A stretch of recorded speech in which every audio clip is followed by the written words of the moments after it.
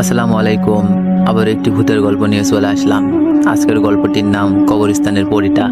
তো চলুন গল্পটি শুরু করা যাক। মৃত বউকে কবর দিয়ে ওখানেই বসেছিলাম, এমন মুহূর্তে কবর থেকে আওয়াজ আসলো, আমাকে বাঁচাও প্লিজ, আমি মরি নাই, কেউ কি আসো এখানে? কবরের ভিতর থেকে বইয়ের এমন চিৎকারের আওয়াজ শুনে বেশ থমকে গেলাম।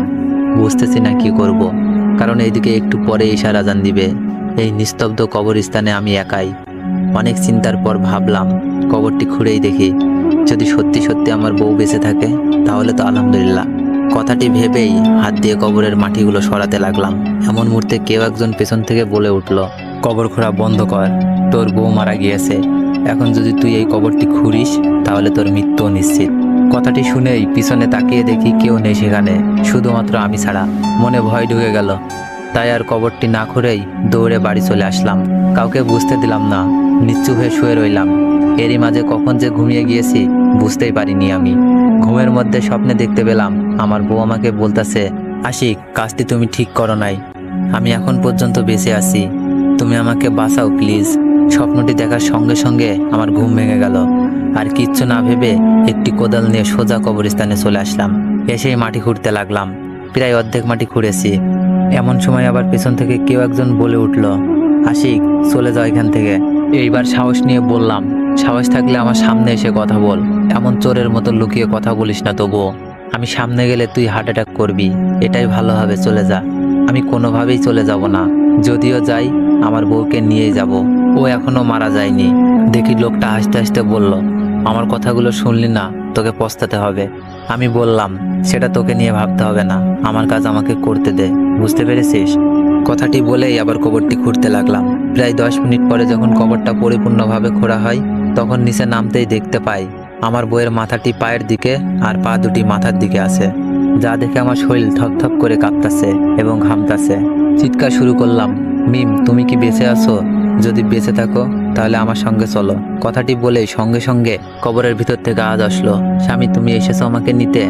হ্যাঁ, কিন্তু তুমি কথা বলতেছো কোথা থেকে সেইটা তো বুঝতে পারলাম না। এই দেখো আমি কবরের উপরে। কথাটি শুনেই উপরে তাকিয়ে দেখি সত্যি তো আমার বউ উপরে। তখন জিজ্ঞেস করলাম, তুমি উপরে থাকলে তাহলে নিচে কে? নিচে তো কেউই নেই। কথাটি শুনেই নিচে তাকিয়ে দেখি সত্যিই তো নিচে কেউ নেই। মুহূর্তের মধ্যেই উধাও। এই, তুমি না এখানে ছিলে, তাহলে মুহূর্তের মধ্যে উপরে গেলে কিভাবে?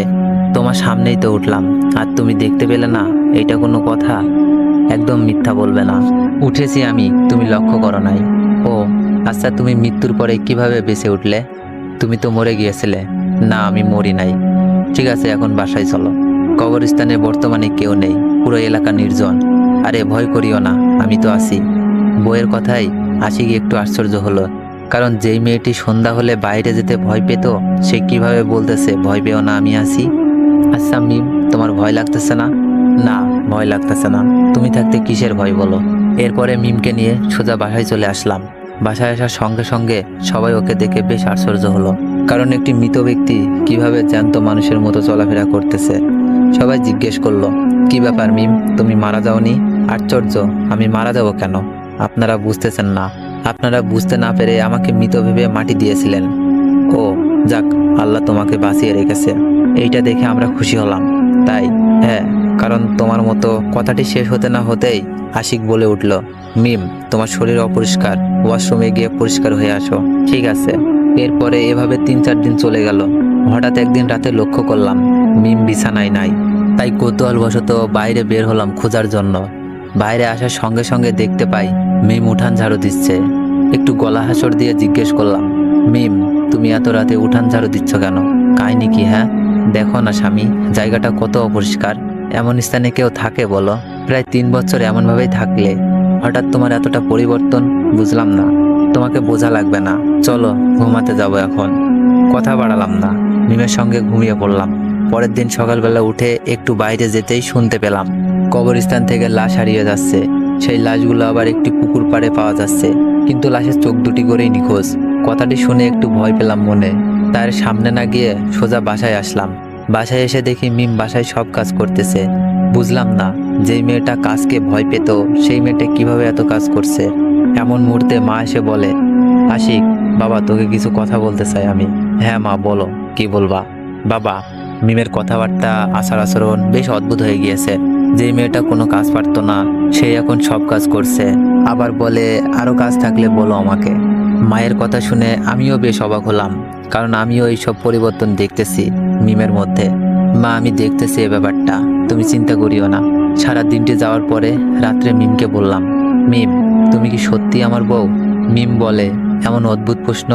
এমন অদ্ভুত প্রশ্ন শুনে মিম উত্তর দিল, তুমি যে কেমন প্রশ্ন করো আমার কাছে উত্তর থাকে না, তাই এই তুমি এখন ঘুমাও তো, আমার ভীষণ ঘুম পাচ্ছে এখন।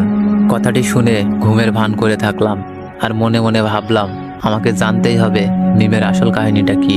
কবর থেকে উঠে আসার পরেই কি এমন হলো। এইভাবে চিন্তা করতে করতে রাত 12টা বেজে গেল। এমনও মুহূর্তে দরজা খোলার শব্দ পেলাম, তাই সঙ্গে সঙ্গে উঠে পড়লাম। উঠেই দেখি মিমি একটি সাদা শাড়ি পরে কোথায় যেন যাচ্ছে। কৌতূহল হয়ে তার পিছু নিলাম, দেখি কোথায় যায়। এত রাতে এই সাদা শাড়ি পরে প্রায় 2-3 মিনিট পিছু নেওয়ার পরে দেখলাম মিম কবরস্থানের দিকে যাচ্ছে, যেটা দেখে আমার বুকটা একটু কম্পন দিয়ে উঠল। তবুও পিছু যেতে থাকলাম। অবশেষে যখন কবরস্থানের কাছে চলে আসলাম তখনই দেখি মিম তার শরীর থেকে সেই সাদা শাড়িটি সম্পূর্ণ খুলে ফেললো। এইবার মিম চিৎকার করে বলতে লাগলো, অভ্র, খুব শীঘ্রই তুমি আবার পৃথিবীতে চলে আসবে, আর মাত্র কিছু চোখ লাগবে। মিমের এমন চিৎকারের আওয়াজ শেষ হওয়ার পরে সঙ্গে সঙ্গে একটি ছেলে কণ্ঠ ভেসে আসলো, কোহিলিকা, তোমার জীবনে আমি শীঘ্রই ফিরে আসব, তুমি চেষ্টা চালিয়ে যাও। এমন মুহূর্তে পেছন থেকে কেউ একজন এসে আমাকে বলে। গল্পটি সেকেন্ড পার্ট চাইলে বেশি বেশি কমেন্ট করুন।